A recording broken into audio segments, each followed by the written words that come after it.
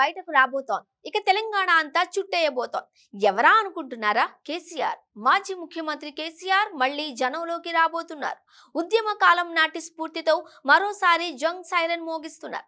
తెలంగాణలో కాంగ్రెస్ ప్రభుత్వం వచ్చి 4 నెలలు దాటి ముందుగా చెప్పినట్లుగా అన్ని హామీలు అమలు చేయలేకపోయినా ఆ ప్రభుత్వం కింద మీద పడుతూ ఎలాగోలా నెట్టుకొచ్చేస్తాం. వచ్చే లోక్సభ ఎన్నికల్లో కనీసం డబుల్ డిజిట్ సంఖ్య సాధించాలని ప్లాన్ వేసి ప్రచార పర్వం మొదలుపెట్టింది. అటు బీజేపీ 2028లో రాష్ట్రంలో అధికారంలోకి రావడమే టార్గెట్ గా పనిచేసుకుపోతోంది. కిషన్ రెడ్డి లాంటి వారు ప్రభుత్వంపై మాటల దాడి చేస్తూ ఉనికిని కాపాడుకునే ప్రయత్నం చేస్తున్నారు. అసెంబ్లీ ఎన్నికల్లో ఓడిపోయిన బీఆర్ఎస్ తిరిగి కొత్త ఉత్తేజంతో రంగంలోకి దిగుతోంది. ఎలాగైనా పార్లమెంటు ఎన్నికల్లో తన పట్టు పోగొట్టుకోకుండా ఉండాలని విశ్వ ప్రయత్నం చేస్తోంది.